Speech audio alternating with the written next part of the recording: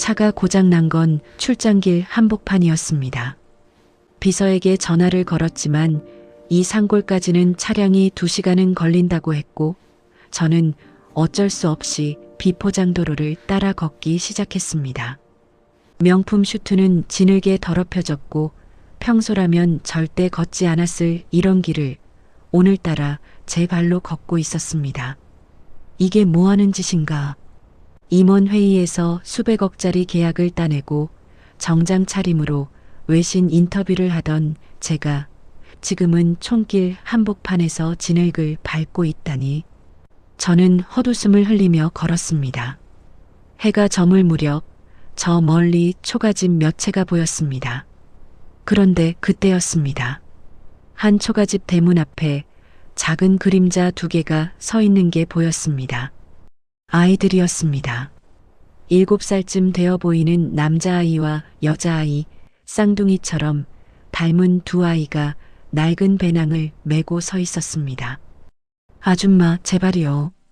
오늘 밤만 재워주시면 안 돼요? 남자아이의 목소리는 애원에 가까웠습니다.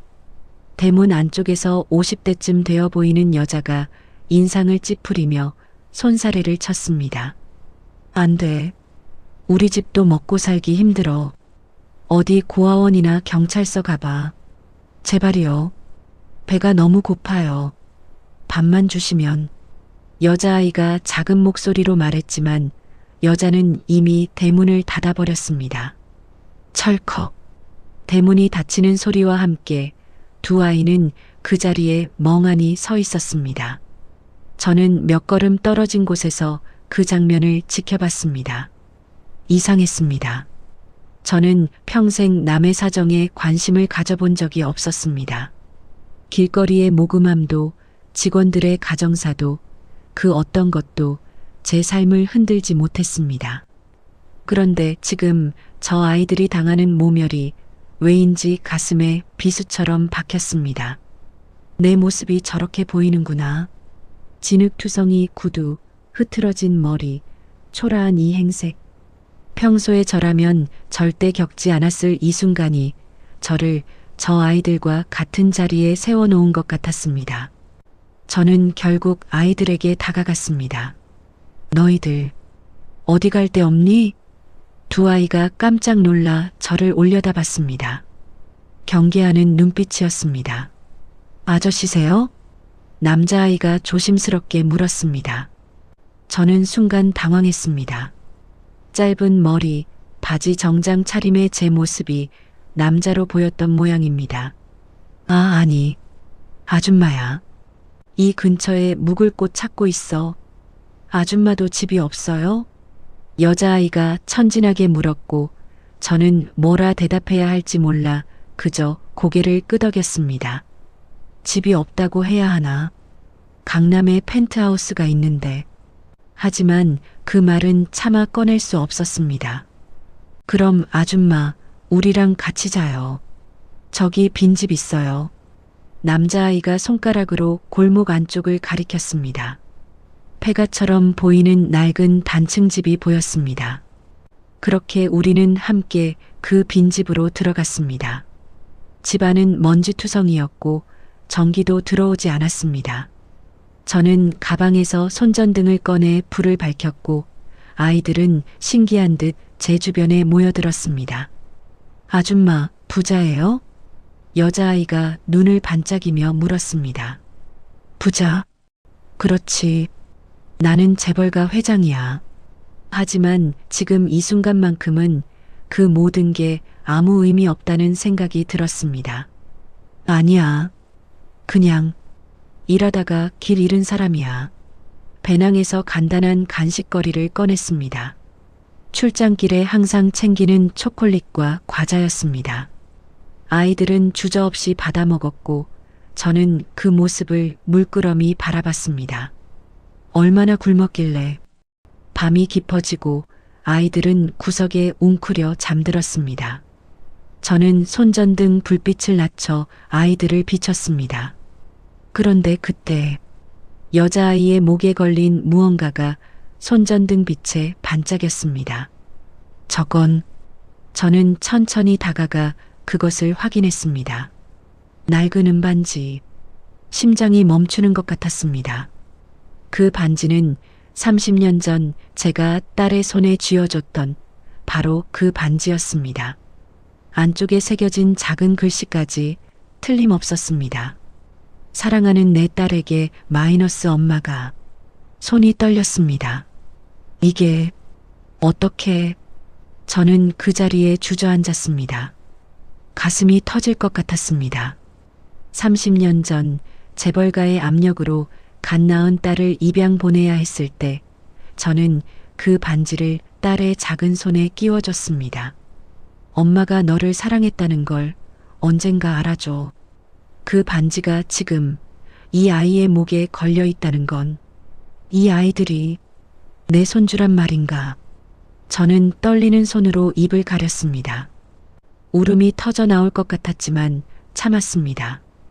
아이들을 깨울 수 없었습니다. 밤새 저는 아이들을 지켜봤습니다. 작은 숨소리, 뒤척이는 모습, 서로를 꼭 껴안고 자는 모습. 내가 뭘 한 거지. 평생을 회사를 지키기 위해 살았습니다. 딸을 포기한 것도 사랑을 포기한 것도 모두 이 자리를 지키기 위해서였습니다. 그런데 지금 이 낡은 빈집에서 제가 버린 핏줄을 다시 만났습니다. 늦었어. 너무 늦었어. 저는 고개를 떨구고 처음으로 조용히 울었습니다. 새벽녘 저는 결심했습니다.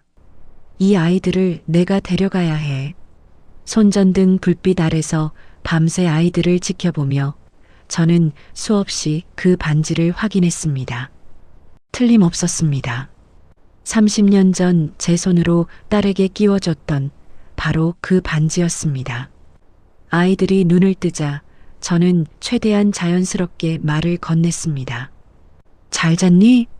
남자아이가 눈을 비비며 고개를 끄덕였습니다. 여자아이는 아직 잠이 덜 깬 듯 제 옆에 바짝 붙어 앉았습니다. 이렇게 가까이서 보니 아이의 눈, 코, 인매가 너무도 낯익었습니다. 제 딸과 똑같았습니다. 아니, 어쩌면 젊은 시절의 저와도 닮았는지 모릅니다. 아줌마, 배고파요.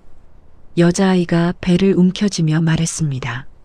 저는 가방을 뒤져 남은 과자를 꺼냈지만 그것만으로는 턱없이 부족했습니다.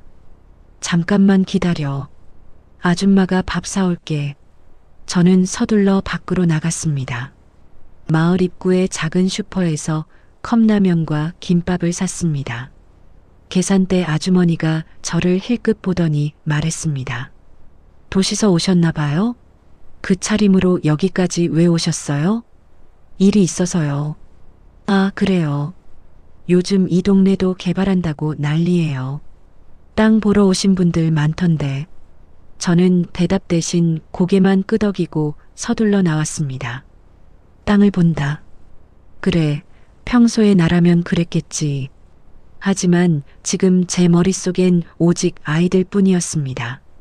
빈집으로 돌아오자 아이들은 제가 사온 음식을 보고 눈을 반짝였습니다.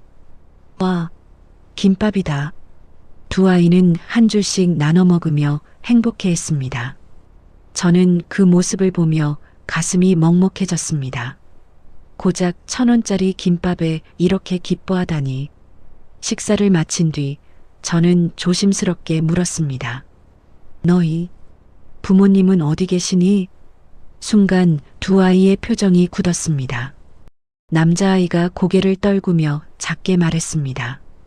엄마는 하늘나라 갔어요. 엄마가 우리 낳고 얼마 안 돼서. 아빠는요? 아빠는 원래 없었대요. 고아원 아줌마가 그랬어요.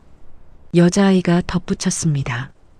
우리 고아원에 있다가 어떤 아줌마가 데려갔어요. 근데 6개월 지나니까 다시 버렸어요. 파양. 저는 주먹을 쥐었습니다. 왜 버렸대? 애들이 둘이라 힘들대요. 그래서 우리 다시 고아원 갔는데 거기 원장님이 우리한테 맨날 화냈어요. 그래서 도망쳤어요. 남자아이의 목소리는 담담했지만 그 안에 담긴 상처가 느껴졌습니다. 이 아이들이, 내 딸이 남긴 아이들이, 저는 떨리는 목소리로 물었습니다. 그 목에 걸린 반지는 누가 준 거야? 여자아이가 반지를 만지작거리며 대답했습니다. 고아원 갈 때 우리 옷에 매달려 있었대요. 아마 엄마가 준 것 같아요. 그 안쪽에 글씨 있는 거 아니? 남자아이가 고개를 끄덕였습니다. 있어요. 사랑하는 내 딸에게. 우리 읽을 수 있어요. 누나가 한글 배웠거든요. 그 순간 눈물이 터져 나올 뻔했지만 저는 간신히 참았습니다. 맞아. 이 아이들은 내 손주야. 틀림없어. 저는 깊게 숨을 들이쉬고 아이들 앞에 무릎을 꿇었습니다. 너희들, 아줌마랑 같이 살래? 두 아이가 놀란 눈으로 저를 봤습니다. 정말요? 그래. 아줌마 집은 크고 먹을 것도 많아.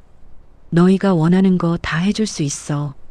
여자아이의 얼굴에 잠깐 기쁨이 스쳤지만 남자아이가 동생을 말렸습니다. 안 돼. 우리 또 버려질 거야. 버리지 않아. 아줌마는. 저는 말을 잇지 못했습니다. 너희 할머니야라고 말하고 싶었지만 차마 그 말이 나오지 않았습니다. 아줌마는 약속할게. 절대 버리지 않아. 하지만 남자아이는 고개를 저었습니다. 어른들은 다 그렇게 말해요. 처음엔 잘해주다가 나중엔 귀찮아지면 버려요. 그 말이 가슴에 비수처럼 박혔습니다. 그래. 나도 그랬지. 내 딸을 버렸어. 저는 가방에서 지갑을 꺼냈습니다. 그리고 명함 한 장을 아이들에게 내밀었습니다. 이거 봐. 아줌마는 이런 사람이야. 명함에는 제 이름과 직함이 적혀 있었습니다.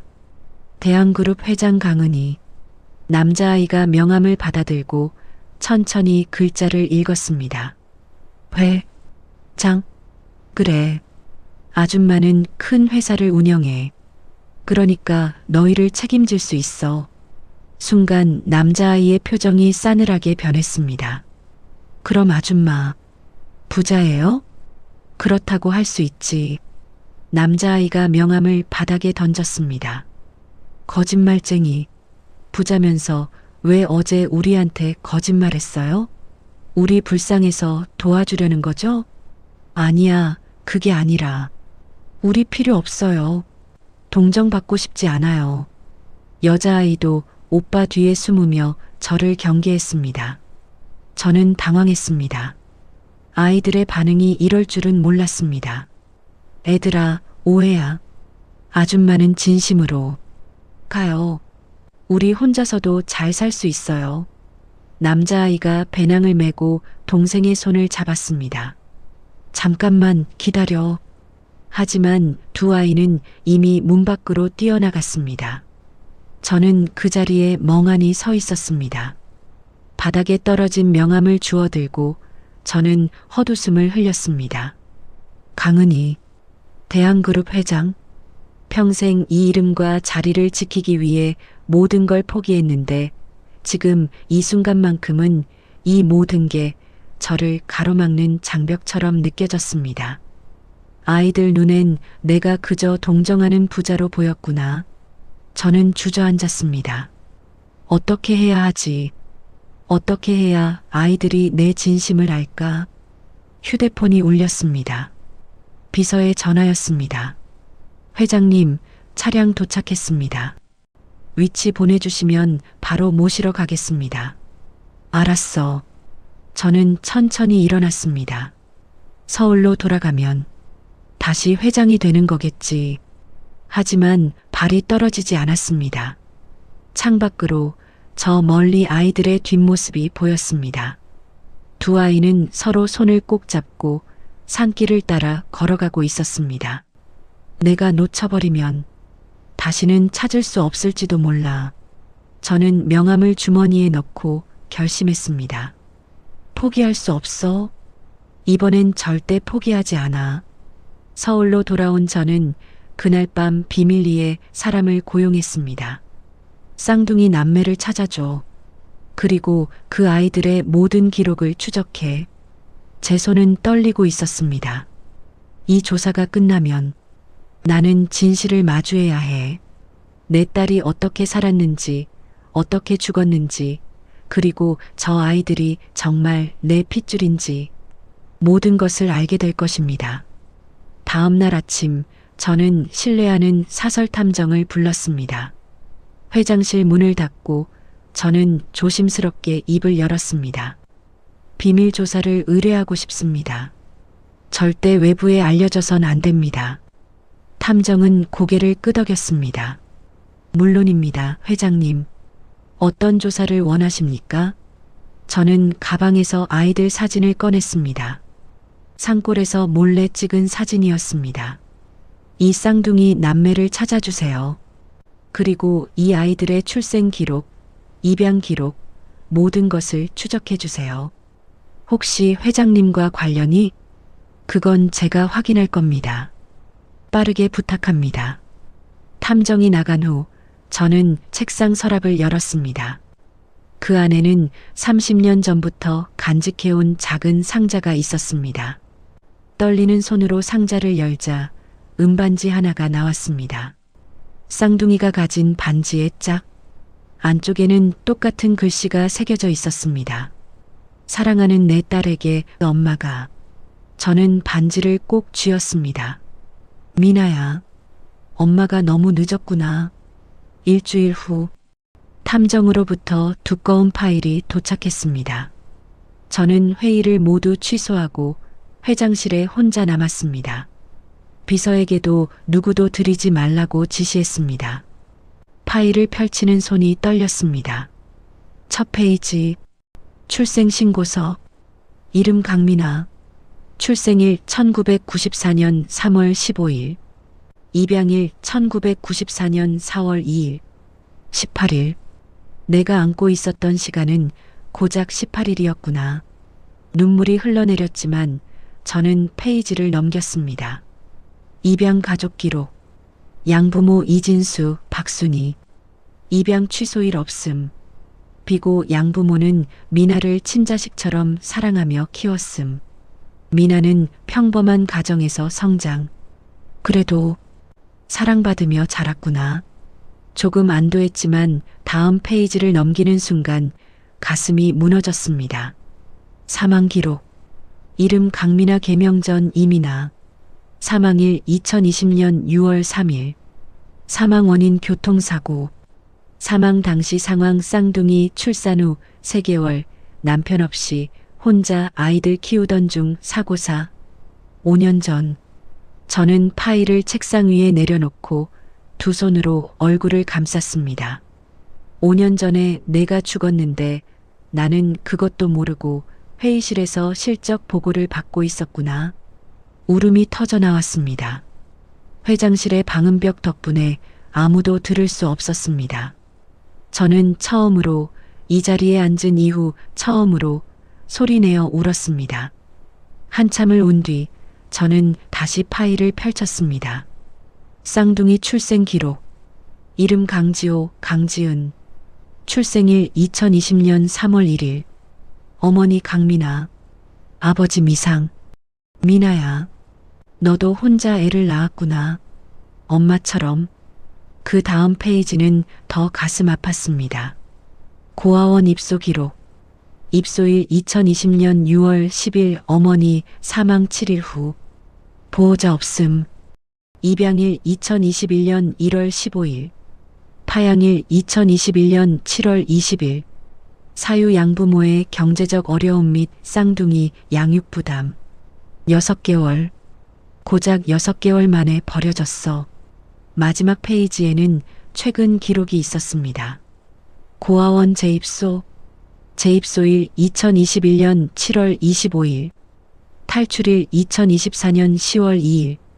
현재 소재 불명. 비고 원장의 학대 신고 접수됨. 경찰 수사 진행 중. 학대. 저는 주먹으로 책상을 쳤습니다. 내 손주들이 그런 일을 당했어.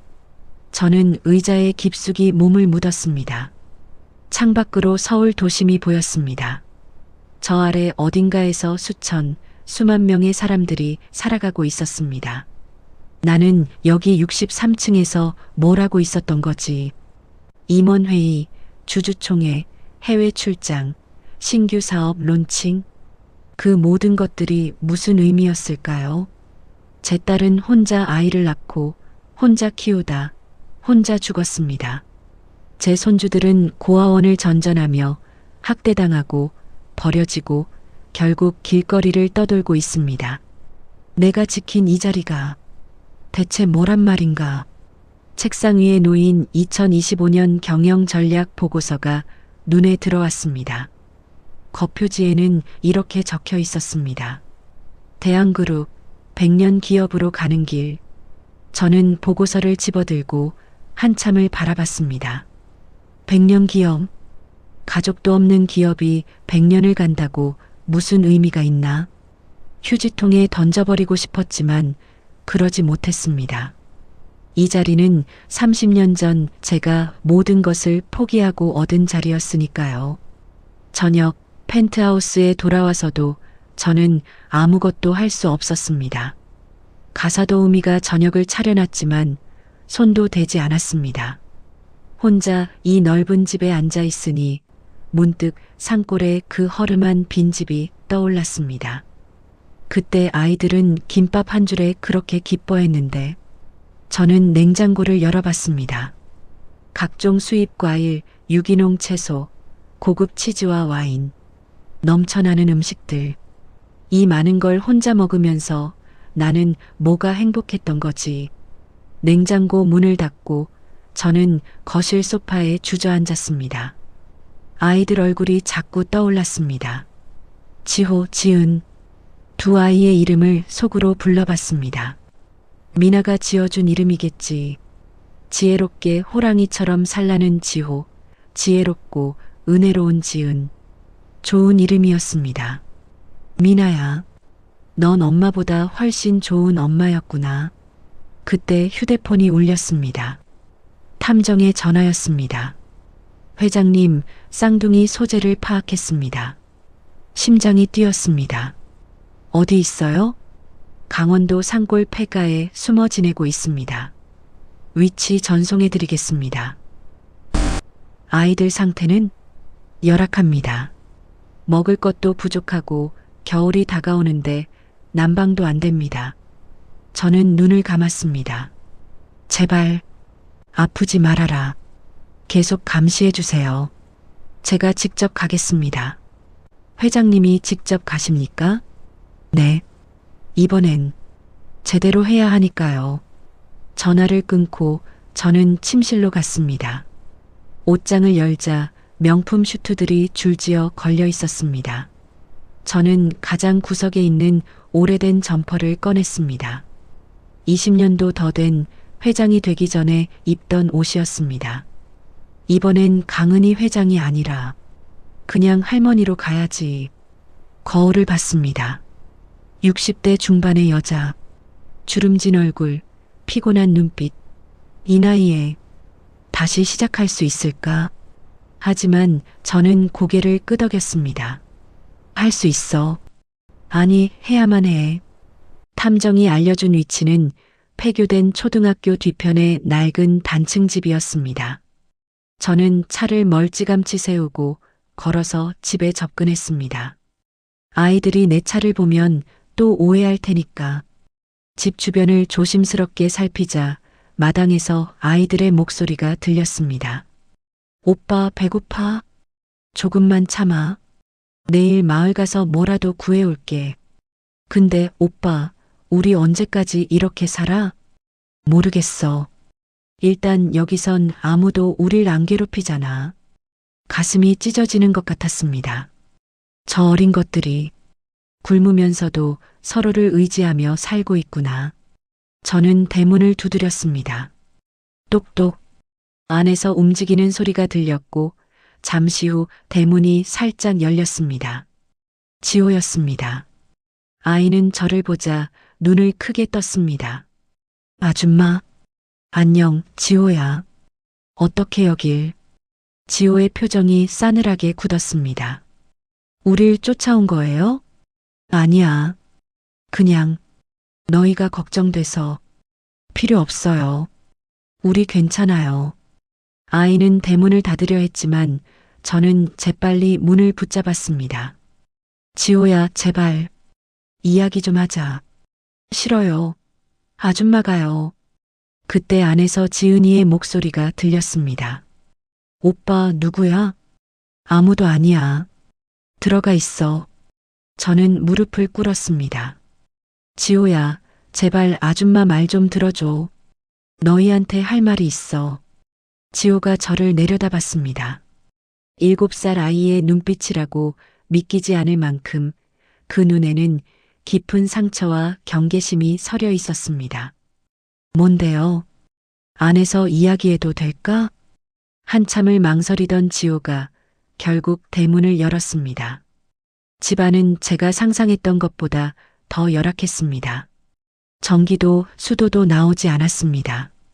구석에는 아이들이 주워온 듯한 담요와 낡은 옷가지들이 쌓여 있었습니다. 지은이가 담요를 뒤집어 쓰고 구석에 웅크리고 있었습니다. 지은아. 제가 다가가려 하자 지은이가 오빠 뒤로 숨었습니다. 이렇게까지 사람을 무서워하게 만든 게 대체 누구란 말인가? 저는 가방에서 도시락을 꺼냈습니다. 오는 길에 식당에서 산 것이었습니다. 배고프지? 이거 먹어. 지호가 도시락을 노려봤지만 받지 않았습니다. 우린 동정 안 받아요. 동정이 아니야. 그냥. 그럼 뭔데요? 아줌마는 회장님이잖아요. 우리 같은 애들한테 관심도 없을 거면서. 그 말에 저는 숨이 막혔습니다. 맞아. 평생 그렇게 살았지. 저는 도시락을 바닥에 내려놓고 아이들 앞에 앉았습니다. 너희 말이 맞아. 나는 평생 남의 아픔에 관심 없이 살았어. 그럼 왜 우리한테? 너희가 특별하니까. 지호가 의아한 표정을 지었습니다.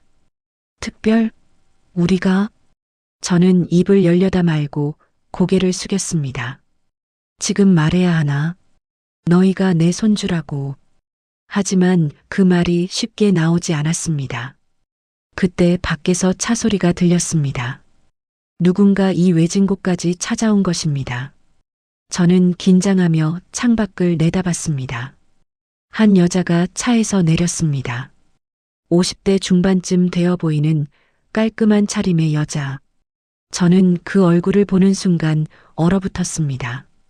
현주, 이현주. 제 대학 동기이자 30년 전 제 유일한 친구였던 사람. 똑똑. 현주가 대문을 두드렸습니다. 은희야, 나야. 문 열어. 저는 떨리는 손으로 문을 열었습니다. 30년 만에 마주한 친구는 제 얼굴을 보자 씁쓸하게 웃었습니다. 역시 여기 있었구나. 어떻게? 내가 사설 탐정을 고용했다는 거 내 사무실로 확인 요청이 들어왔어. 나 변호사잖아.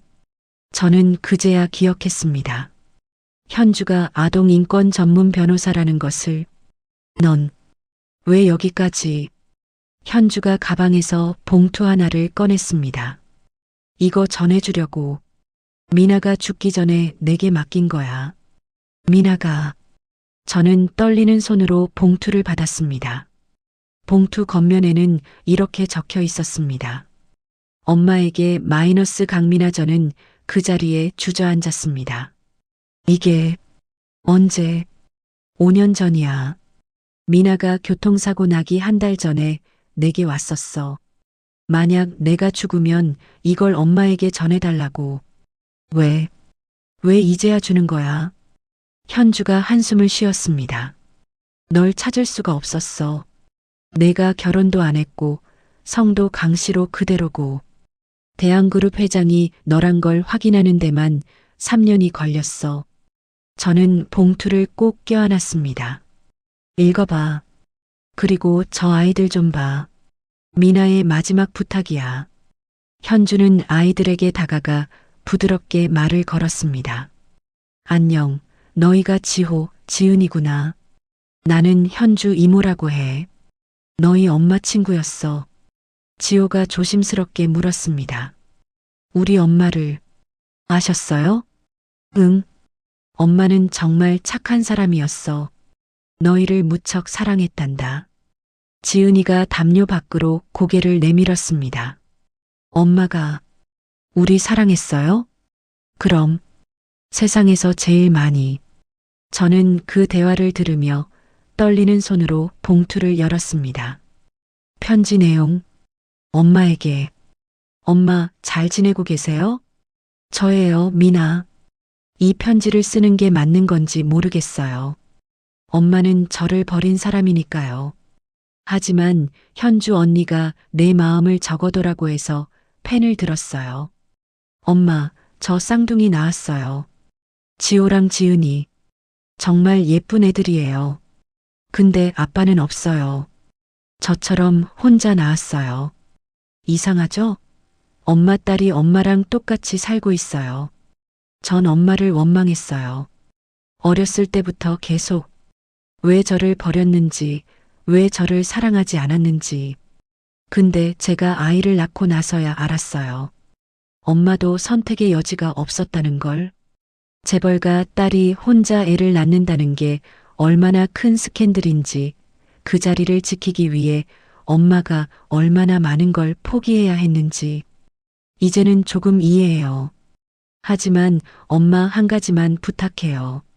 만약 제가 먼저 죽으면 지호와 지은이를 부탁해요.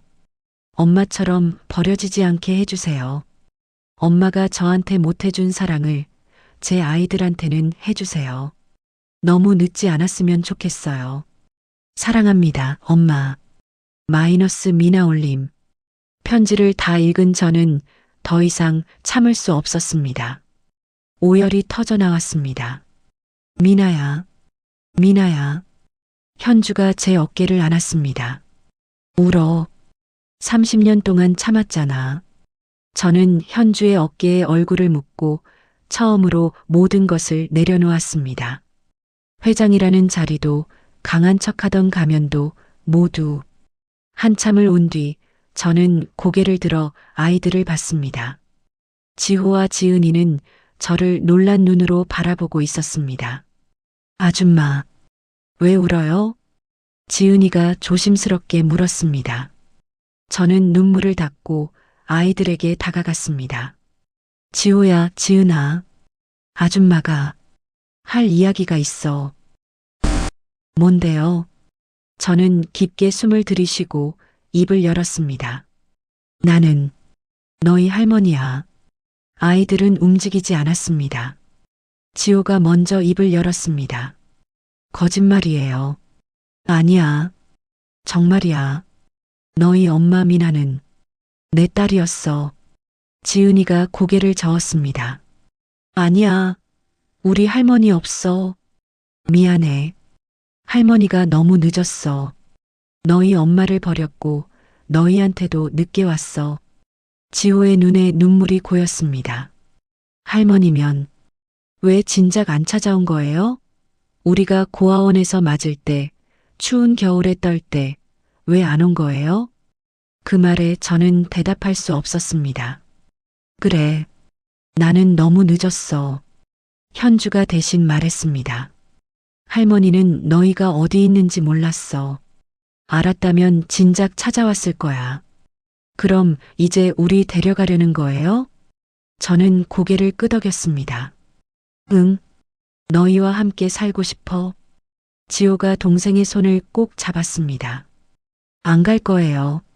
우린 또 버려질 거예요. 버리지 않아. 절대. 어떻게 믿어요? 어른들은 다 거짓말쟁이잖아요. 저는 목에 걸린 목걸이를 풀었습니다. 30년간 간직해온 은반지가 달려 있었습니다. 그리고 지은이의 목에 걸린 반지를 가리켰습니다. 저거 봐.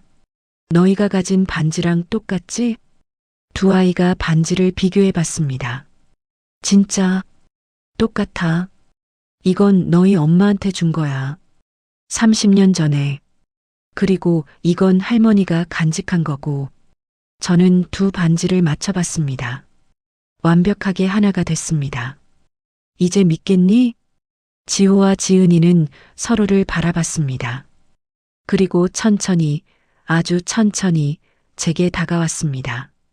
할머니, 그 한마디에 저는 무너졌습니다. 두 아이를 꼭 껴안고 저는 다시 울었습니다. 이제 놓지 않을 거야. 절대. 하지만 저는 몰랐습니다. 이 작은 행복이 곧 더 큰 시련으로 이어질 거라는 것을. 아이들에게 방을 내줬습니다. 각자 쓸 수 있는 넓은 방이었지만 두 아이는 한 방에서 함께 자겠다고 했습니다. 왜? 각자 방 쓰면 안 돼? 무서워요. 너무 커서. 지호가 솔직하게 말했습니다. 그 순간 깨달았습니다. 이 아이들에게는 화려함보다 따뜻함이 필요하다는 것을. 저는 아이들 방에 이불을 깔고 함께 누워줬습니다. 할머니가 여기 있을게. 무섭지 않아. 지은이가 제 품에 안겼습니다. 할머니, 우리 진짜 안 버려요? 절대 안 버려. 약속해. 아이가 잠들 때까지 등을 토닥여줬습니다. 이 작은 온기가 내게 이렇게 큰 행복을 주다니. 평생 이런 감정을 느껴본 적이 없었습니다. 하지만 현실은 만만치 않았습니다. 일주일 넘게 자리를 비운 탓에 회사 일이 산더미처럼 쌓여 있었습니다. 회장님, 긴급 이사회가. 알았어요. 오후에 참석하겠습니다. 비서에게 대답하며 저는 뒤를 돌아봤습니다. 지호와 지은이가 거실에서 조심스럽게 TV를 보고 있었습니다. 애들아, 할머니 잠깐 회사 갔다 올게. 언제 와요? 저녁 전에는 올 거야. 하지만 그날 저녁 저는 집에 돌아오지 못했습니다. 이사회가 길어졌고 이어진 회식 자리까지. 자정이 넘어서야 펜트하우스에 도착했습니다. 아이들은 거실 소파에서 잠들어 있었습니다. 날 기다리다 잠든 거구나. 가슴이 찢어졌습니다. 상황은 점점 악화됐습니다. 회사 일은 끝이 없었고 저는 매일 새벽에 나가 밤늦게 돌아왔습니다. 아이들은 처음엔 기다렸지만 점차 말이 없어졌습니다. 할머니 오늘도 안 와? 지은이가 가사도우미에게 물었습니다. 회장님은 바쁘신 분이야. 이해해드려. 우리 또 버려지는 거 아니야? 지호의 말에 저는 복도에 서서 숨을 죽였습니다. 아니야. 나는 너희를 버리지 않아. 하지만 현실은 제 마음과 달랐습니다. 그리고 결정타가 왔습니다. 대한그룹 선대 회장, 제 시아버지가 갑자기 찾아왔습니다. 은희, 이게 무슨 짓인가? 80대의 노인은 여전히 카리스마가 넘쳤습니다. 무슨 말씀이신지. 고아 쌍둥이를 집에 들였다며? 자네 정신이 있는 건가? 제 손주입니다. 손주? 자네가 결혼도 안 했는데? 저는 고개를 숙였습니다. 30년 전 아이를 낳았습니다. 그 아이가 죽고 쌍둥이 손주만 남았습니다. 잠시 침묵이 흘렀습니다. 그래서 지금 와서 할머니 노릇하겠다는 건가? 네. 안 돼. 당장 그 아이들 내보내게. 왜요? 회장이 고아를 키운다? 언론에 알려지면 스캔들이야. 주가가 요동칠 거고 경쟁사들이 가만히 있지 않을 거야. 저는 상관없습니다. 자네는 상관없어도 그룹은 상관있네. 30년 전에도 그래서 포기한 거 아닌가. 그 말에 저는 얼어붙었습니다. 그런데 그때 복도에서 작은 소리가 들렸습니다. 돌아보니 지호와 지은이가 서 있었습니다. 아이들의 얼굴은 창백했습니다.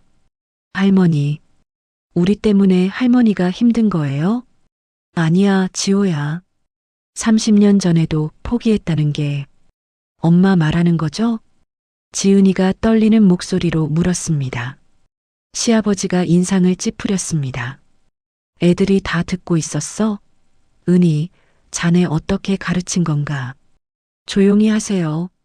저는 처음으로 시아버지에게 소리쳤습니다. 그리고 아이들에게 달려갔습니다. 애들아, 오해야. 할머니는. 하지만 지호가 한 걸음 물러섰습니다. 할머니도 우리 엄마 버렸잖아요. 회사 때문에. 그건 우리도 마찬가지예요. 회사가 더 중요하니까 우리 버리는 거예요. 아니야. 절대 아니야. 하지만 지호는 고개를 저었습니다. 거짓말. 할머니는 매일 회사에만 가요. 우리랑은 밥도 안 먹어요. 그 말에 저는 숨이 막혔습니다. 맞아. 나는 또 똑같은 실수를 반복하고 있었어.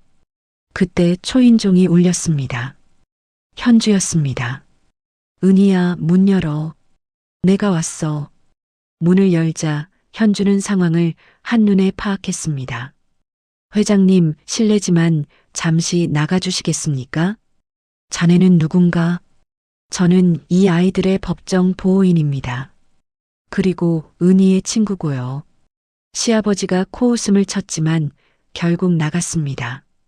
현주는 아이들을 데리고 방으로 들어갔고 저는 거실에 남았습니다. 1시간쯤 지났을까? 현주가 혼자 나왔습니다. 은희야, 우리 이야기 좀 하자. 저는 소파에 주저앉았습니다.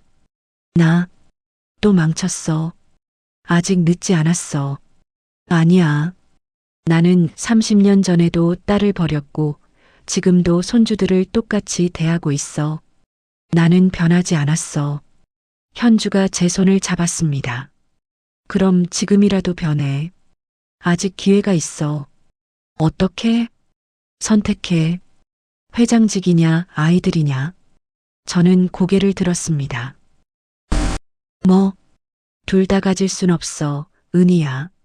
30년 전에도 그랬잖아. 그때는 어쩔 수 없었지만 지금은 달라. 선택할 수 있어.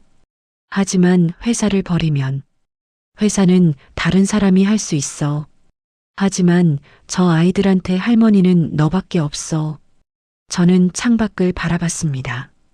63층에서 내려다 보이는 서울의 야경. 30년간 지켜온 이 자리. 이걸 내려놓는다고? 밤 아이들의 방 앞에서 저는 아이들 방문 앞에 섰습니다.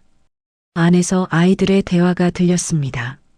누나, 우리 다시 떠나자. 응. 할머니 힘들게 하기 싫어. 할머니는 회사가 더 좋은 거야. 우리 때문에 힘들어 하시잖아. 근데 오빠, 나 여기 좋은데. 나도 좋아. 근데 우리 때문에 할머니가 혼나는 거 보기 싫어. 저는 문 밖에서 눈물을 흘렸습니다. 이 아이들은 자기들이 짐이라고 생각하는구나. 손잡이를 잡았지만 문을 열 용기가 나지 않았습니다.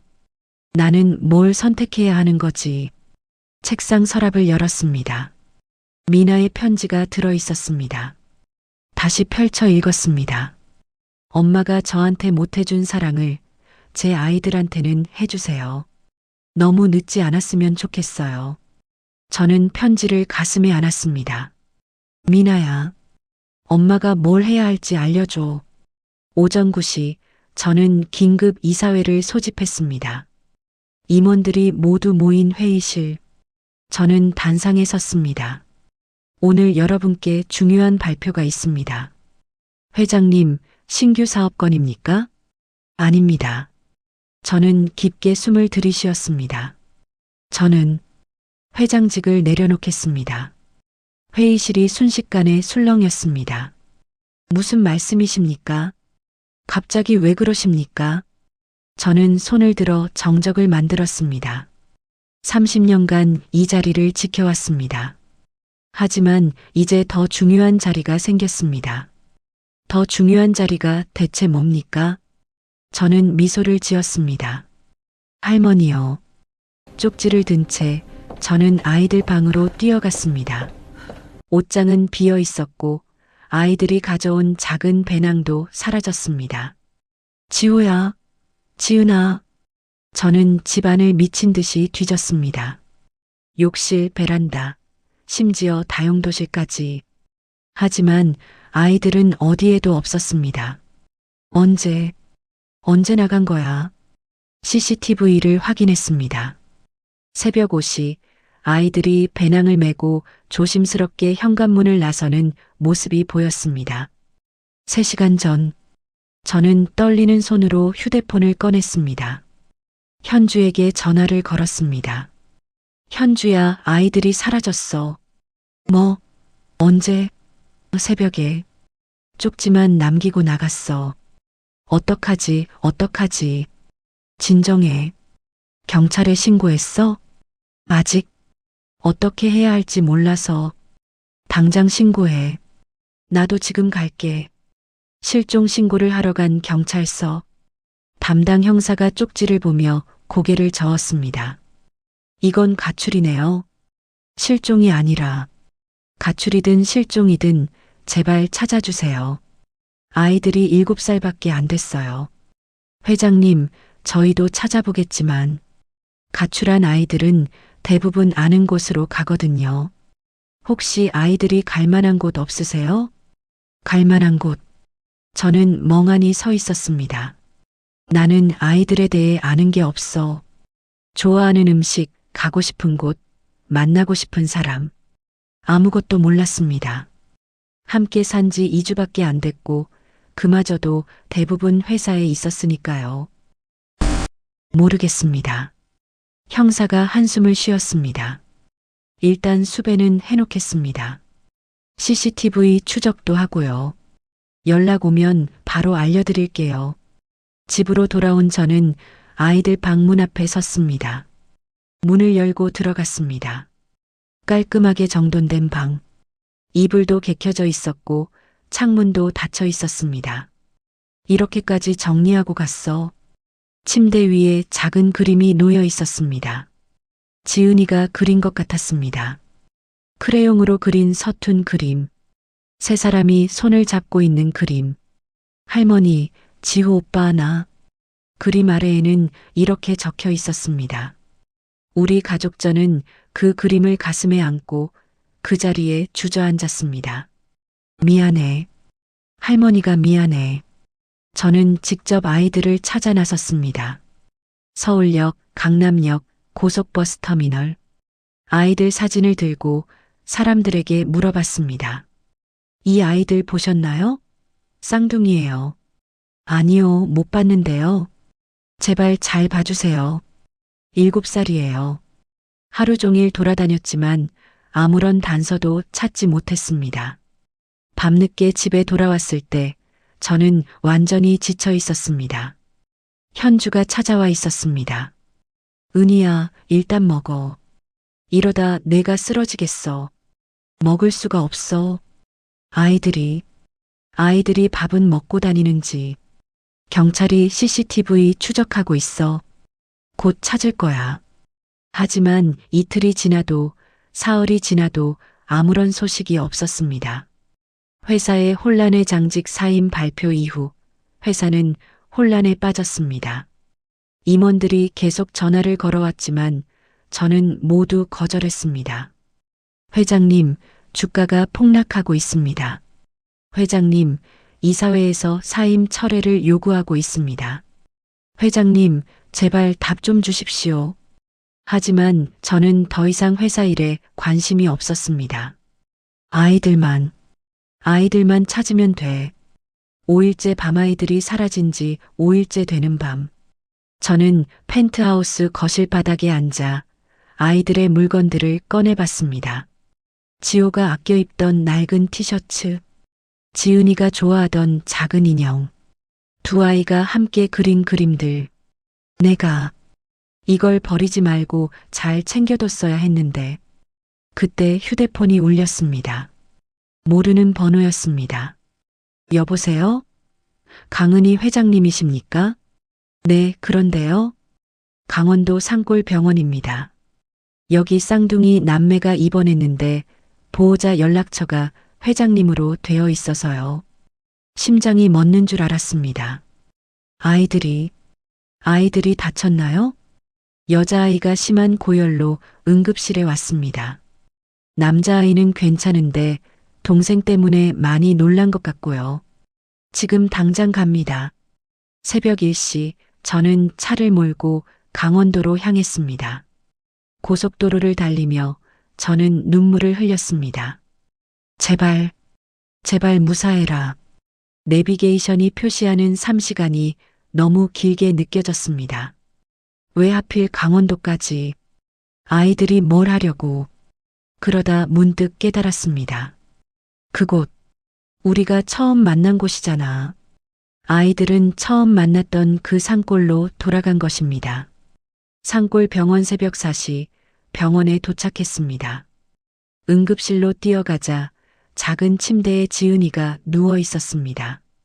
얼굴이 새빨개진 채 숨을 힘들게 쉬고 있었습니다. 옆에는 지호가 동생의 손을 꼭 잡고 있었습니다. 지호야. 지호가 고개를 돌려 저를 봤습니다. 아이의 눈은 눈물로 가득했습니다. 할머니, 무슨 일이야? 지은이가 왜 이렇게 된 거야? 담당 의사가 다가왔습니다. 폐렴입니다. 며칠간 추운 곳에서 지낸 것 같아요. 체력이 많이 떨어진 상태라 입원 치료가 필요합니다. 입원이요? 네. 최소 일주일은 봐야 할 것 같습니다. 저는 지은이의 손을 잡았습니다. 이렇게 작은 손이, 이렇게 차가워. 지은아, 할머니야. 할머니 왔어. 지은이가 천천히 눈을 떴습니다. 할머니, 응, 할머니야. 괜찮아.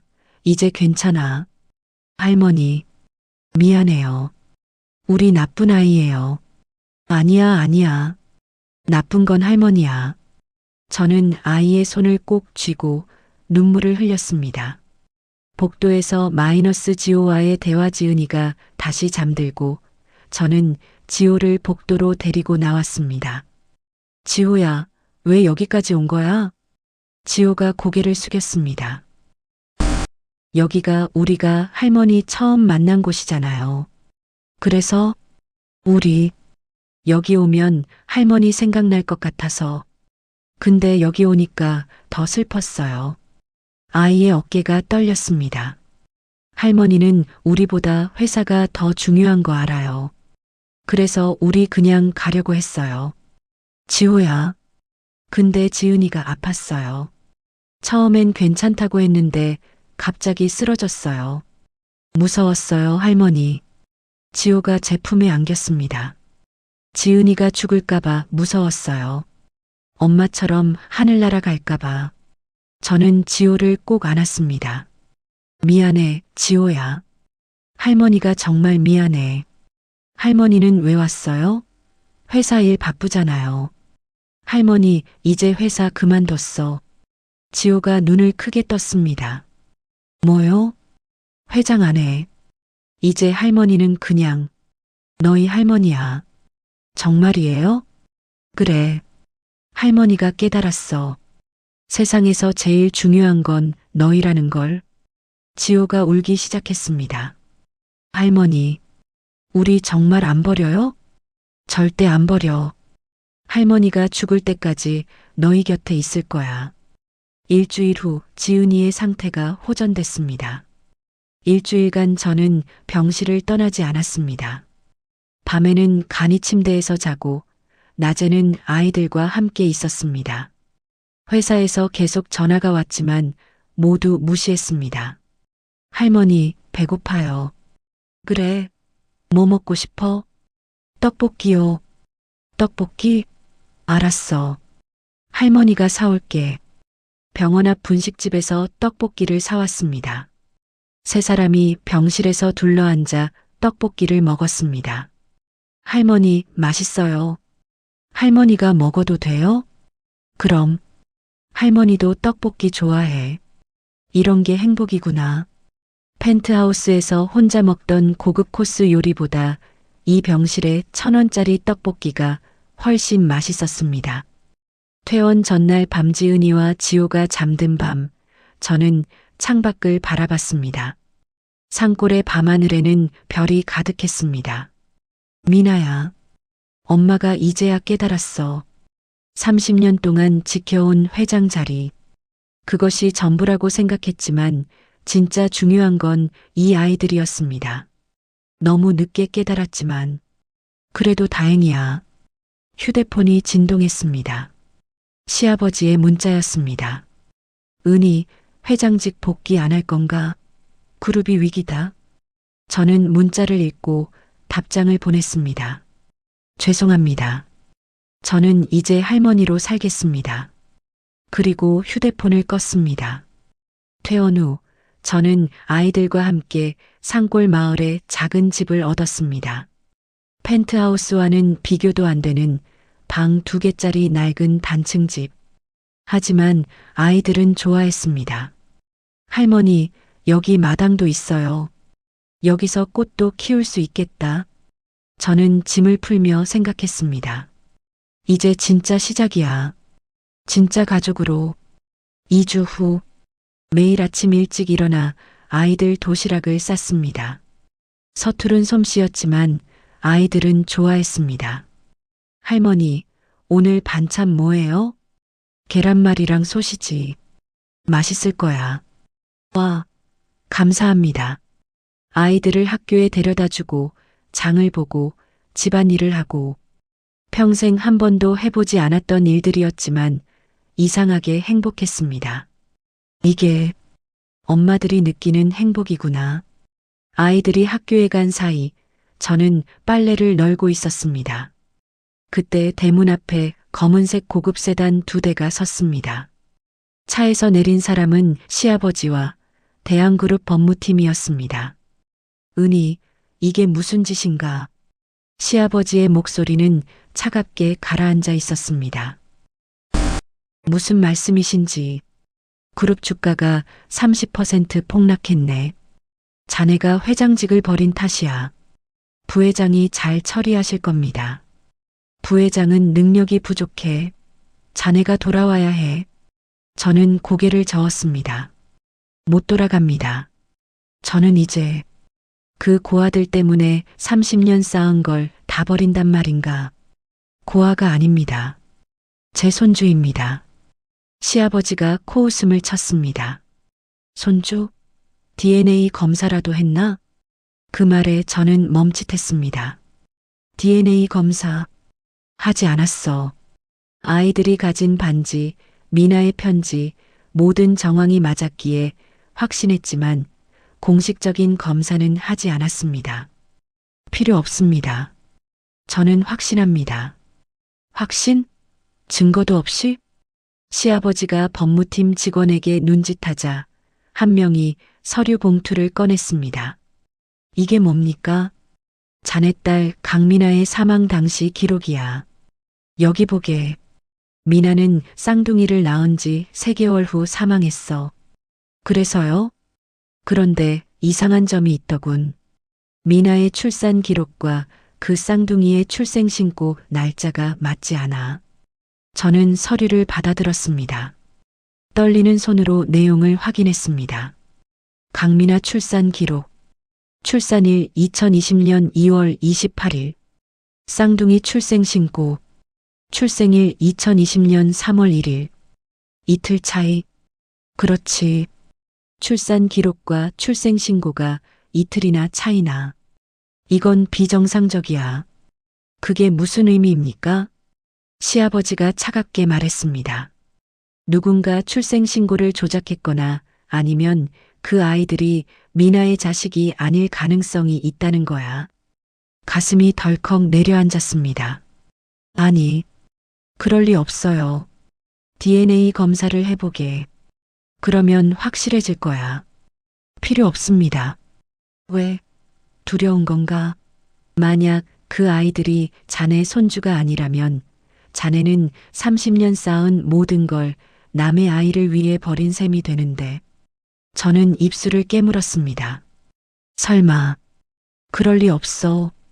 반지도 있었고 미나의 편지도. 하지만 의심의 씨앗이 마음 한구석에 심어졌습니다. 오후 3시 저는 아이들을 데리러 학교에 갔습니다. 할머니, 지호와 지은이가 뛰어와 제 품에 안겼습니다. 오늘 뭐 배웠어? 할머니, 선생님이 우리 그림 칭찬해 줬어요. 정말? 우리 지은이 잘했네. 평소처럼 웃으며 대답했지만 마음 한편이 불안했습니다. DNA 검사 해야 하나? 아이들이 잠든 후 저는 거실에 혼자 앉아 있었습니다. 시아버지가 남긴 서류를 다시 펼쳐봤습니다. 출산일과 출생신고일이 이틀 차이. 보통은 당일이나 하루 차이로 신고하는데 이틀이나 차이가 난다는 게 이상했습니다. 혹시 정말 미나의 아이가 아닌 걸까? 그 순간 지은이가 목에 걸고 다니는 반지가 떠올랐습니다. 아니야. 그 반지는 틀림없어. 내가 미나에게 준 거야. 하지만 마음 한구석의 의심은 쉽게 사라지지 않았습니다. 휴대폰을 꺼내 현주에게 전화를 걸었습니다. 현주야, 나야. 은희야? 왜 이 밤에? DNA 검사해야 할까? 전화 너머로 한숨소리가 들렸습니다. 시아버지가 찾아왔구나. 응. 출생신고 날짜가 이상하다고. 혹시 미나의 아이가 아닐 수도 있대. 은희야, 내 마음은 뭔데? 모르겠어. 확신했었는데 지금은 DNA 검사 결과가 어떻게 나오든 내 마음은 변하지 않을 거야. 그렇지? 저는 잠시 침묵했습니다. 그래. 맞아. DNA 결과가 뭐든 저 아이들은 내 손주야. 고마워, 현주야. 그날 아침은 평소와 같았습니다. 아이들에게 아침을 먹이고 학교에 데려다 주고 집으로 돌아왔습니다. 그런데 현관문 앞에 낯선 차가 서 있었습니다. 또 시아버지인가? 하지만 차에서 내린 사람은 아동보호 전문기관 직원이었습니다. 강은희 씨이십니까? 네, 그런데요. 아동학대 의심 신고가 접수되어 방문했습니다. 저는 얼어붙었습니다. 아동학대요? 무슨 소리예요? 익명신고가 들어왔습니다. 쌍둥이 남매를 학대하고 방임한다는 내용이었습니다. 말도 안 돼요. 저는 아이들을 일단 조사를 진행해야 합니다. 아이들은 어디 있습니까? 학교에 갔어요. 지금 데리러 가야 하는데 저희가 함께 가겠습니다. 학교에 도착했을 때 이미 다른 직원들이 와 있었습니다. 아이들은 교실에서 불려나와 무슨 일인지도 모른 채 겁먹은 표정으로 서 있었습니다. 할머니, 지호야, 지은아. 제가 다가가려 하자 직원이 막아섰습니다. 죄송하지만 아이들과 분리조사를 진행해야 합니다. 뭐라고요? 학대 의심 사례에서는 보호자와 분리된 상태에서 아동 면담을 하도록 되어 있습니다. 저는 아이들을 학대한 적 없어요. 그건 조사를 통해 확인하겠습니다. 직원들이 아이들을 데리고 가려 하자 지호가 울음을 터뜨렸습니다. 할머니, 할머니, 지호야. 저는 직원들을 뿌리치고 아이들에게 달려갔습니다. 괜찮아, 괜찮아. 할머니가 여기 있어. 그때 시아버지가 나타났습니다. 뒤따라온 것입니다. 은희, 이제 정신 차리게. 이 아이들은 자네 손주도 아니야. 뭐라고요? 시아버지가 또 다른 서류를 꺼냈습니다. DNA 검사 결과야. 몰래 아이들 머리카락을 채취해서 검사했지. 떨리는 손으로 서류를 받았습니다. DNA 검사 결과. 피검사자 강은희, 강지호, 강지은.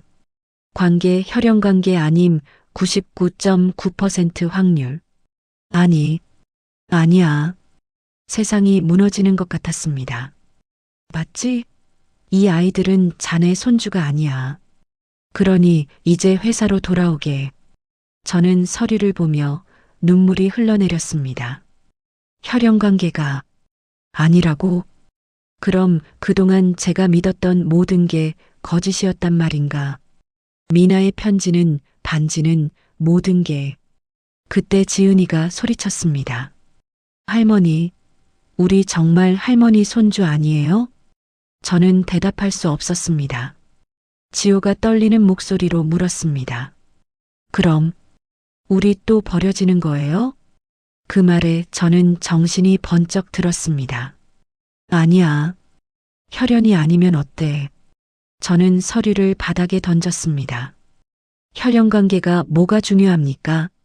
은희, 이 아이들은 제 손주예요. DNA 따위가 그걸 바꿀 순 없어요. 시아버지가 어이없다는 표정을 지었습니다. 자네, 지금 제정신인가? 네, 제정신입니다. 평생 처음으로 제정신이에요. 저는 아이들에게 달려가 두 아이를 꼭 껴안았습니다. 지호야, 지은아. 할머니 말 잘 들어. 할머니, 너희가 할머니 피를 받았든 안 받았든 상관없어. 너희는 할머니의 손주야. 할머니가 사랑하는 아이들이야. 하지만 우리 아무 상관없어. 할머니는 너희를 선택했어. 혈연 때문이 아니라 너희가 좋아서 너희와 함께 살고 싶어서. 저는 처음으로 소리내어 울었습니다. 30년간 참아왔던 모든 감정이 터져나왔습니다. 할머니는 평생 혈연이라는 이유로 가족을 포기했어. 회사를 지켜야 한다는 이유로 딸을 버렸어. 할머니. 하지만 이제 알았어. 진짜 가족은 혈연이 아니야. 함께 밥 먹고, 함께 웃고, 함께 아파하는 거야. 지호와 지은이가 저를 꼭 껴안았습니다. 할머니, 우리도 할머니 좋아요. 우리 할머니 안 떠날 거예요. 저는 두 아이를 더 세게 안았습니다. 그래, 이게 가족이야. 시아버지가 다가왔습니다. 은희, 마지막으로 묻겠네. 정말 회사를 버리고 저 아이들을 선택하겠나? 저는 고개를 들어 시아버지를 똑바로 바라봤습니다. 네, 그럴 겁니다. 후회하지 않겠나? 후회하는 건 30년 동안 회사만 지키느라 가족을 잃은 거예요. 시아버지가 한숨을 쉬었습니다. 알았네. 자네 마음대로 해. 그리고 돌아서서 차에 올랐습니다. 저는 그 뒷모습을 보며 비로소 자유를 느꼈습니다. 기관 직원이 다가왔습니다. 강은희 씨, 학대 신고는 무고로 밝혀졌습니다. 아이들 상태도 양호하고요. 그럼 아이들과 함께 있을 수 있는 거죠? 네. 다만 한 가지 문제가 있습니다. 뭡니까? 아이들의 법적 보호자가 명확하지 않습니다. 혈연 관계가 아니라면 정식 입양 절차를 밟으셔야 합니다. 입양 할 수 있나요? 물론입니다. 서류를 준비해 주시면 도와드리겠습니다. 저는 아이들을 바라봤습니다. 지호야, 지은아. 할머니가 너희 진짜 할머니가 되고 싶은데 괜찮겠니? 지호가 눈물을 닦으며 고개를 끄덕였습니다.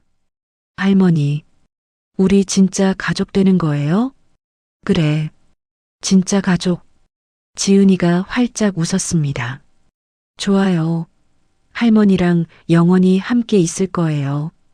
세 사람은 손을 꼭 잡고 집으로 걸어갔습니다. 석양이 아름답게 물들고 있었습니다. 할머니, 저기 봐요. 노을이 예쁘다. 그러게, 정말 예쁘구나.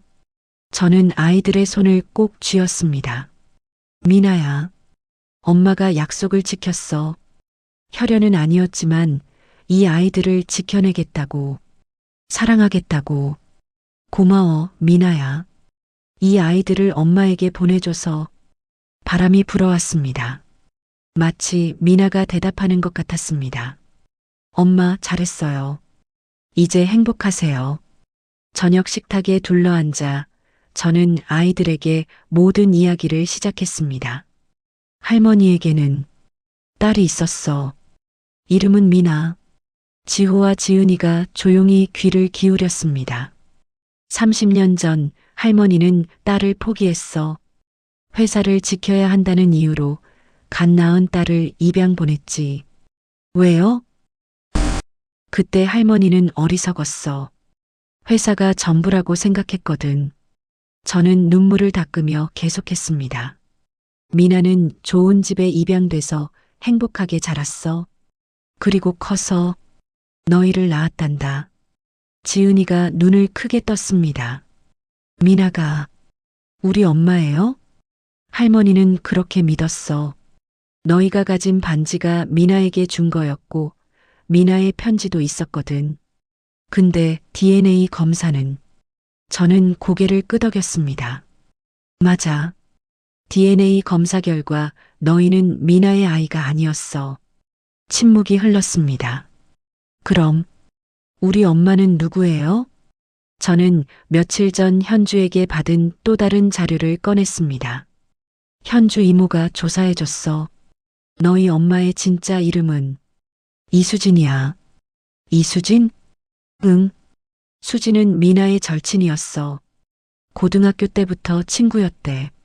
저는 자료를 보며 이야기를 이어갔습니다. 수진도 미나처럼 혼자 너희를 낳았어. 그런데 출산 직후 몸 상태가 너무 안 좋아졌대. 그래서 미나에게 부탁했어. 내가 죽으면 아이들을 부탁해라고. 미나는 친구의 아이들을 자기 아이처럼 키우려고 했어. 그래서 자기 이름으로 출생신고를 했고 너희에게 할머니가 준 반지를 걸어줬지.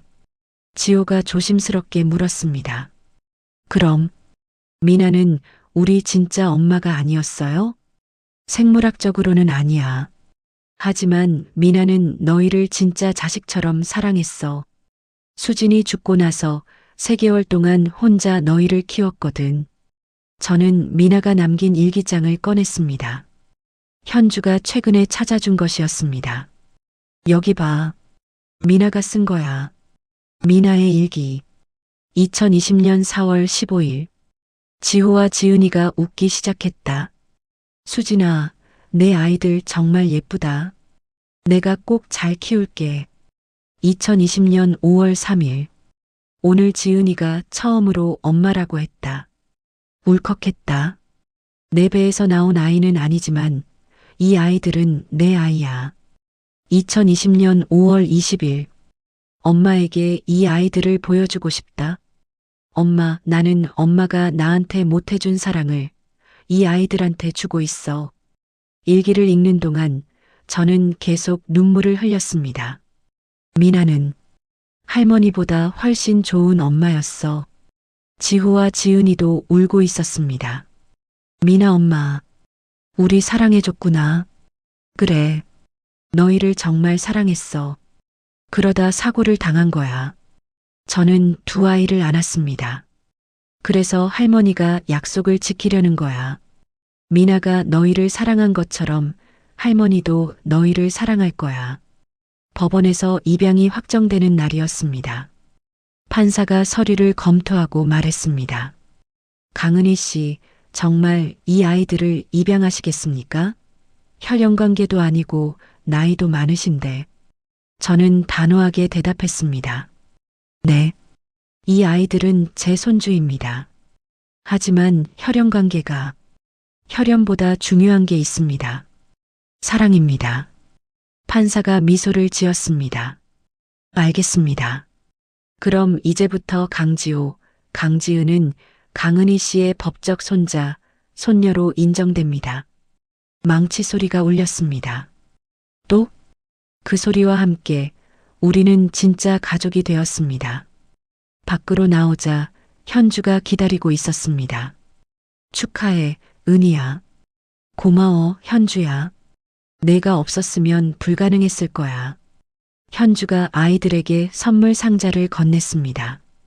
이거 미나가 너희한테 준비했던 거야. 내가 보관하고 있었어. 상자 안에는 2벌의 아기 옷과 편지가 있었습니다. 미나의 마지막 편지. 지호야, 지은아. 이 편지를 읽을 때쯤이면 아마 너희는 엄마를 기억하지 못할 거야. 괜찮아. 엄마도 너희의 진짜 엄마가 아니니까. 하지만 엄마는 너희를 사랑했어. 수진 언니만큼은 아니겠지만 정말 최선을 다해서. 그리고 부탁이 있어. 우리 엄마 그러니까 너희 할머니를 용서해줘. 할머니는 나쁜 사람이 아니야. 그냥 어쩔 수 없었던 거야. 만약 할머니가 너희를 찾아온다면 할머니를 믿어줘. 할머니는 세상에서 제일 외로운 사람이거든. 너희가 할머니를 행복하게 해줄 수 있을 거야. 사랑해, 우리 아가들. 엄마가 편지를 다 읽고 지호가 말했습니다. 미나 엄마, 할머니 걱정했구나. 그래. 엄마는 할머니를 사랑했어. 지은이가 제 손을 잡았습니다. 할머니, 우리가 할머니 행복하게 해줄게요. 저는 두 아이를 꼭 안았습니다. 미나야, 고마워. 정말 고마워. 6개월 뒤 이제 우리는 완전히 적응했습니다. 매일 아침 저는 아이들을 깨우고 아침을 준비합니다. 애들아, 일어나. 학교 늦겠다. 할머니, 5분만 더요. 안 돼. 어서 일어나. 아이들과 함께 밥을 먹고 학교에 데려다 주고 장을 봅니다. 평범한 일상이지만 이보다 행복한 적은 없었습니다. 마을 슈퍼에서 장을 보는데 주인 아주머니가 말을 걸었습니다. 회장님, 아니 은희 씨, 요즘 좋아 보여요. 그래요? 감사합니다. 손주들이 참 착하더라고요. 어제 우리 가게 와서 할머니가 좋아하는 과자 주세요 하는데 얼마나 기특하던지. 저는 웃음이 나왔습니다. 네, 저도 그 아이들 덕분에 살아요. 근데 서울 펜트하우스는 안 그리워요? 아니요. 여기가 훨씬 좋아요. 정말이었습니다. 화려한 펜트하우스보다 이 작은 마을의 단층 집이 100배는 더 따뜻했습니다. 저녁을 먹으며 지호가 물었습니다. 할머니, 회사 일 안 그리워요? 저는 고개를 저었습니다. 아니, 전혀. 정말요? 응. 할머니는 30년 동안 회사 회장이었는데 단 한 번도 행복하지 않았거든. 왜요? 가족이 없었으니까. 지은이가 제 손을 잡았습니다. 이제는 우리가 있잖아요. 그래. 이제는 너희가 있어. 저는 두 아이의 손을 꼭 쥐었습니다. 이게 진짜야. 이게 진짜 행복이야. 아이들을 데리고 미나의 묘소를 찾았습니다. 여기가 미나 엄마 계신 곳이에요? 응. 인사해봐. 아이들이 묘비 앞에 무릎을 꿇었습니다. 미나 엄마 안녕하세요. 저희 잘 지내고 있어요. 할머니가 우리 정말 잘 돌봐주세요. 걱정 마세요. 저는 묘비를 쓰다듬었습니다. 미나야, 엄마가 약속 지키고 있어. 내 아이들 잘 키우고 있어. 바람이 불어왔습니다. 고마워, 엄마. 늦었지만 정말 고마워. 미나의 목소리가 들리는 것 같았습니다. 아이들의 학예의 날이었습니다. 작은 시골 학교의 강당에서 지호와 지은이가 무대에 올랐습니다. 두 아이는 우리 가족이라는 제목으로 발표를 했습니다. 우리 할머니는 예전에 회장님이었어요. 큰 회사를 운영했대요. 근데 할머니는 우리를 위해 모든 걸 포기했어요. 처음엔 왜 그러셨는지 몰랐어요. 할머니가 손해본 것 같았거든요. 근데 이제 알 것 같아요. 지호와 지은이가 동시에 말했습니다. 할머니는 진짜 가족이 뭔지 알려주셨어요. 피가 섞이지 않아도 진짜 사랑하면 가족이 될 수 있다는 거요. 관객석에 앉아있던 저는 눈물을 참을 수 없었습니다. 옆에 앉은 현주가 제 손을 잡았습니다. 은희야, 잘했어. 정말 잘했어. 고마워. 아이들이 잠든 후 저는 혼자 마당에 나가 밤하늘을 바라봤습니다. 별이 쏟아질 듯 빛나고 있었습니다. 미나야, 수진아. 두 사람 다 보고 있지? 저는 지난 인연을 떠올렸습니다. 회장직을 내려놓고 아이들을 찾고 가족이 되기까지 힘들었지만 후회는 없었습니다. 이 나이에 64살에 다시 시작한다는 게 두려웠어. 하지만 지금은 달랐습니다. 늦었지만 제대로 시작한 거야. 뒤에서 작은 발소리가 들렸습니다. 지은이었습니다. 할머니, 왜 안 자요? 그냥 별 보고 있었어. 지은이가 제 옆에 앉았습니다. 할머니, 우리 있어서 힘들지 않아요? 왜 그런 말을 해? 할머니는 회장님이었잖아요. 근데 우리 때문에. 저는 지은이의 머리를 쓰다듬었습니다. 지은아, 할머니 말 잘 들어. 네. 할머니는 30년 동안 회장이었지만 단 하루도 진짜 행복하지 않았어. 근데 너희를 만나고 나서 매일매일이 행복해. 정말이요? 정말이야. 너희가 할머니한테 준 건 돈으로 살 수 없는 거야. 지은이가 제 품에 안겼습니다. 할머니 사랑해요. 할머니도 사랑해. 우리 지은이. 2년 후, 이제 우리는 완벽한 가족이 되었습니다. 아이들은 건강하게 자라고 있고 저는 매일 행복합니다. 가끔 옛 동료들이 연락을 합니다. 회장님, 복귀 생각 없으세요? 없어요. 저는 이제 할머니예요.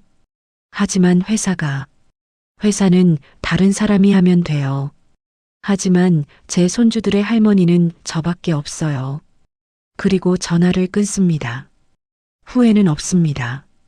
봄이 왔습니다. 세 사람은 손을 잡고 들판으로 소풍을 갔습니다. 꽃이 만발한 벚꽃 나무 아래 돗자리를 펴고 앉았습니다. 할머니, 이거 드세요. 제가 만든 김밥이에요. 오, 우리 지은이가 만들었어? 대단한데? 할머니, 저도요. 제가 계란말이 만들었어요. 지호도 대단하네. 할머니 아들들 자랑스러워. 세 사람은 함께 밥을 먹고 웃고 행복한 시간을 보냈습니다. 저는 아이들의 웃는 얼굴을 보며 생각했습니다. 내가 진작 알았더라면 어땠을까? 30년 전에 미나를 지켰더라면, 회사보다 가족을 선택했더라면, 너무 늦은 걸까? 하지만 이내 고개를 저었습니다. 아니야. 늦었지만 그래도 시작했잖아. 64살의 나이에 두 손주를 키우며 새로 시작한 이 삶.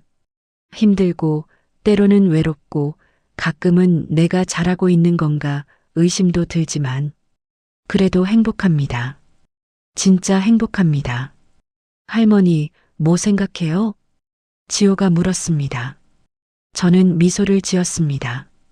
할머니가 얼마나 운이 좋은지 생각하고 있었어. 왜요? 너희를 만났으니까. 두 아이가 저를 껴안았습니다. 우리도 할머니 만나서 정말 행복해요. 저는 두 아이를 꼭 안았습니다. 바람이 불어와 벚꽃잎이 흩날렸습니다. 미나야, 수진아. 고마워. 너희가 남긴 이 아이들 덕분에 나는 비로소 사람이 됐어. 진짜 할머니가 됐어. 그날 밤 아이들이 잠든 후 저는 일기를 썼습니다. 2027년 4월 15일. 오늘로 아이들과 함께한 지 정확히 2년이 됐다. 돌이켜보면 이 2년이 내 인생 64년보다 더 의미 있었던 것 같다. 회장으로 살았던 30년보다 할머니로 산 2년이 더 값지다. 늦었다. 너무 늦었다. 하지만 그래도 다행이다. 이렇게라도 시작할 수 있어서. 지호야, 지은아. 할머니는 너희에게 완벽한 할머니는 못 될 거야. 서툴고 때로는 실수하고 가끔은 옛날 습관이 나올지도 몰라. 하지만 한 가지는 약속할게. 할머니는 절대 너희를 버리지 않을 거야. 혈연이 아니어도 세상이 뭐라 해도 너희는 할머니의 손주고 할머니의 가족이야. 이 늦은 나이에 다시 시작하는 게 두렵지 않다고 하면 거짓말이겠지. 하지만 너희가 있어서 나는 용기를 낼 수 있어. 고마워, 우리 아이들. 할머니를 진짜 할머니로 만들어줘서. 강은이. 창밖으로 달빛이 비쳤습니다. 저는 일기장을 덮고 아이들 방으로 갔습니다. 두 아이가 나란히 누워 자고 있었습니다. 저는 조용히 이불을 덮어주고 두 아이의 이마에 입맞춤을 했습니다. 잘 자, 우리 지호. 잘 자, 우리 지은이. 사랑해. 그리고 조용히 방을 나왔습니다. 거실로 돌아와 소파에 앉았습니다. 가슴 한편이 따뜻했습니다. 이게 가족이구나. 이게 사랑이구나.